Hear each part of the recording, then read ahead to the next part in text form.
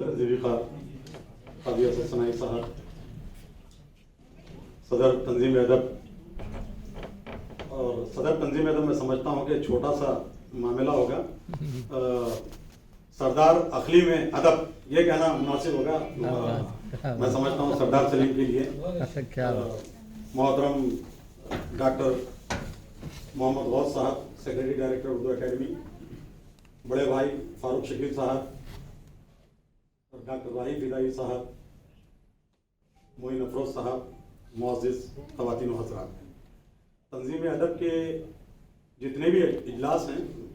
میں سمجھتا ہوں کہ تقریباً اجلاس میں نے اٹینڈ کیے ہیں اور یہاں کی محفلوں کو میں نے دیکھا ہے اور یہاں کے جو شعراء ہیں ان کے کلام کو میں نے سنا اور بہت زیادہ محظوظ بھی ہوا ہوں۔ رہی بات شاعری کا جو وسیلہ ہے یا مشاعرہ جو ایک میڈیم کے طور پہ ہمارے سامنے آتا ہے، اس کو دیکھیں گے تو اس کی تاریخ جتنی تاریخ اردو کی پرانی ہے اتنی ہی پرانے یہ اردو مشاعروں کا چلن بھی ہے۔ پہلے زمانے میں انٹرٹینمنٹ کے وسائل یا تفریح کے وسائل بہت کم ہوتے تھے اور جس طرح سے جو تفریح ہے وہ اکثر عمرہ یا بادشاہ اور نوابین کے پاس ہی رہتی تھی، تو یہ ایک طریقہ نکلا تھا کہ جب زبان کے ذریعے سے لوگ اپنے تفریح و تفنن طبع کے لیے جمع ہوتے اور اپنے شہ پارے پیش کرتے اور محظوظ ہوتے تھے۔ اس زمانے میں یہ مشاعرے جو ہوتے تھے وہ معاشرے کے جو اقدار ہوتے تھے وہ متعین مشاعرے کرتے تھے، یہ سب سے اہم پہلو تھا۔ لیکن آج ہم دیکھتے ہیں کہ معاشرہ جو ہے، معاشرے کا جو مزاج ہے وہ مشاعروں کو متعین کر رہا ہے۔ اسی طرح سے مشاعروں میں ہم دیکھتے ہیں کہ ادب کم اور ان کی فنکاری بہت زیادہ سامنے آ رہی ہے۔ یہ کانپوری یہ ایسے لوگ بھی اس میں آ جاتے ہیں تو دیکھتے ہیں کہ یہ شعر کہتے نہیں ہیں بلکہ شعر ایکٹ کرتے ہیں یہ لوگ، اور اپنی خامیوں کو اپنے ترنم کے ذریعے سے چھپانے کی کوشش کرتے ہیں۔ تو شاعری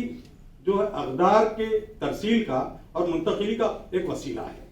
اور یہ جو ادب کا انجماد یا ارتقاء، یہ اس میں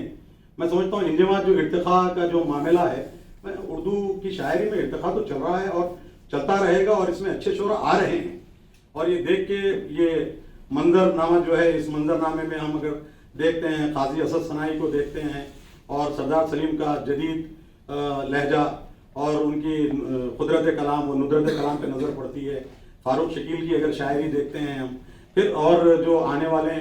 جو معین افروز جیسے نوجوان یہ اپنا کلام پیش کرتے ہیں تو سمجھتے ہیں ارتقاء کا پہلو چل رہا ہے۔ لیکن ہم نے جو طریقہ اختیار کیا ہے کہ ہم نے ایک کسوٹی ایسی بنا لی کہ غالب کے بعد دوسرے کو ہم شاعری نہیں مانتے۔ اقبال کو اس طرح سے ایسا بنا لیا کہ اقبال کے بعد دوسرا شاعر۔ اگر ہم دیکھیں گے کہ اگر جو آخری جو ہمارا جو زینہ تھا وہ زینے پہ سب سے آخری زینہ بھی پر ہو گیا تو بچا کیا ہے؟ پھر وہاں پہ پھر اگر اس طرح کی سوچ اگر فکر ہوگی ہمارے پاس، بونے ہی پیدا ہوں گے۔ تو اس طرح سے جدت ترازیاں جو ہو رہی ہیں کلام میں، جو ندرتیں اور کلام جو فنی پن شہ پارے پیش کر رہے ہیں، ان کی سراہنا کرنا اور ان کی تعریف کرنا بہت ضروری ہے، ورنہ یہ منجمد ہو کے رہ جائے گا۔ اور دوسری چیزیں جو دیکھتے ہیں ہم اردو کے بارے میں، میں سمجھتا ہوں کہ ہمارا مزاج جو ہے اردو کو پیچھے کرنے میں بہت زیادہ ہمارا کلیدی کردار رہا۔ ہم کہتے ہیں اردو پڑھتے ہیں تو کیا ملے گا، اکثر اردو سے کیا ہوگا، تو آج اس کا خمیازہ میں دیکھتا ہوں کہ 40 یا 30 کی عمر کے جو بچے ہیں، ان 30 سال 25 سال کے بچوں کو دیکھتے ہیں تو ہم نے ان کو ایک ایسی لیٹرل تھنکنگ دے دی ہے ان کو کہ اردو وہ سمجھتے ہیں کہ کچھ ملنے والا نہیں ہے۔ ایک چھوٹا سا میں سمجھتا ہوں کہ یہ اس سے کوریلیٹ نہیں ہے، مگر میں بتاتا ہوں کہ ڈونالڈ رامسفیلڈ جو روم کا جو بہت بڑا سپہ سالار تھا، خالد بن ولید رضی اللہ تعالیٰ نے جب کانکر کیا تو وہ ان سے ملاقات کے لیے آیا، آ کے کہتا ہے ڈونالڈ رامسفیلڈ کہ مجھے وہ تلوار بتائیے جو تلوار آپ کے نبی نے آپ کو آسمان سے منگا کے دی تھی۔ پریشان ہو جاتے ہیں آسمان سے، تو یہ آسمان سے کون سی تلوار، نبی نے تو کوئی ایسی، تو وہ ان لوگوں کے ذہن میں یہ بات بیٹھ گئی تھی کہ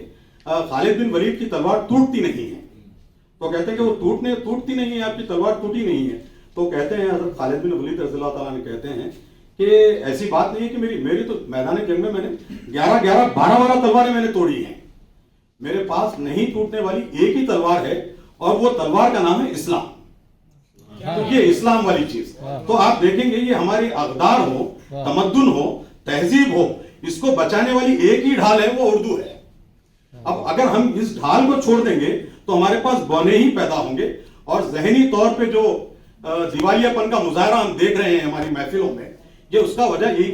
یہی ہے کہ ہم نے اردو سے اپنے آپ کو تہی دامن کر لیا, اپنے آپ کو اردو کو چھوڑ دیا, اردو سے اپنے آپ کو محروم کر لیا. اردو محروم نہیں ہوئی,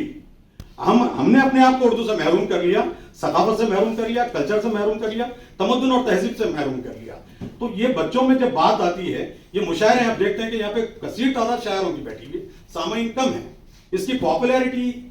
کا گراف کیوں گر رہا ہے اس کے اوپر؟ کیونکہ دیکھیں گے آپ, تحریک آزادی ہو یا بات کا معاملہ, سب سے زیادہ کراؤڈ پولنگ جو کیپیسٹی تھی وہ صرف اور صرف مشاعروں کی تھی, مشاعروں میں ہی سب سے زیادہ. اور یہ اردو کا ہی درہ امتیاز ہے کہ مشاعروں میں جتنے لوگ جمع ہوتے ہیں کسی اور جگہ پہ لوگ جمع نہیں ہوتے, یہ اردو کا ہی درہ امتیاز. تو یہ پاپولیرٹی کو کس طرح سے, یہ جو آئسولیشن آ چکا ہے, یہ انجماد آ چکا ہے, اس کو دور کس طرح سے کیا جائے. تو میں سمجھتا ہوں تنظیم ادب کے ذمہ داران کے سامنے یہ مشاعروں کو اب یہ اس طرح سے شورا کی محفل سے اس کو عام لوگوں کی سطح تک ہم کو لے کے آنا پڑے گا, کالجز تک لے کے جانا پڑے گا, خود جانا پڑے گا کالجز تک, مینجمنٹ سے بات کر کے وہاں پہ ادبی محفلوں کو ہم کو منعقد کرنا پڑے گا, وہاں پہ مشاعروں کو منعقد کرنا پڑے گا, وہاں پہ ہماری جو فکشن ہوتا ہے اس کو پیش کرنے کی ضرورت پڑے گی, یونیورسٹیز کے پاس جانا پڑے گا. تو جب یہ پاپولیرٹی, یہ پاپولر ادب بنے گا, جب تک ہم پاپولر ادب نہیں بنائیں گے, یہ میں سمجھتا ہوں کہ یہ جو کیفیت ہے کہ یہاں پہ پورے فنکار ہیں لیکن فن کے قدردان بہت کم ہیں. تو اس طرح سے فن کو جب ہم متعارف کرائیں گے تو اسی طرح سے اس کے قدردان بھی آتے جائیں گے. تو یہ انجماد کو, اور تنظیم ادب میں نے دیکھا کہ ہمیشہ مختلف عنوانات کے ذریعے سے یہ لوگ پروگرام منعقد کرتے ہیں. اور ایک چیز جو ہوتی ہے کہ بہت ہی ڈاکٹر قطب شخصیات نے بہت اچھی پہل کی, بیٹھے ہوئے محبوب علی اگر صاحب بھی بیٹھے ہوئے یہاں پہ, کہ وہ کسی ایک آدمی کے فن پہ بٹھا کر بات رکھتے ہیں. تو اس طرح سے ہم کیا کرتے ہیں, دیکھیے معاملہ جو ہوتا ہے کہ شاعر کی یا فنکار کی پذیرائی کے لیے یہ ضروری ہے. معین افروز بالکل کم عمر ہے لیکن اس کی شاعری دیکھیں گے آپ, بڑے طویل العمر جو لوگ ہیں ان سے زیادہ پیسہ بچی ہے اس کی شاعری. تو ایسے لوگوں کو رکھ کے اس کی پذیرائی کی جائے, ان کے فن کے اوپر بات کی جائے, تو اسی طرح سے فنکار کو بھی ایک اس طرح اپریسیشن ملے گا, انکریجمنٹ ملے گا. یہ چیز رکھنا چاہیے. اور جس طرح سے افسانوی ادب ہے اس کو بھی پیش کرنے کی ضرورت ہے. بات کہنے کو تو بہت زیادہ ہے. ایک چھوٹی سی مثال, کیونکہ نفسیات کا آدمی, ایجوکیشنل سائیکولوجی پہ لکھتا ہوں, ایجوکیشنل سائیکولوجی پہ ہی ٹریننگ دیتا ہوں. تو ہم کیا کرتے ہیں عموماً, ایک مثال ہے کہ دو دوست تھے,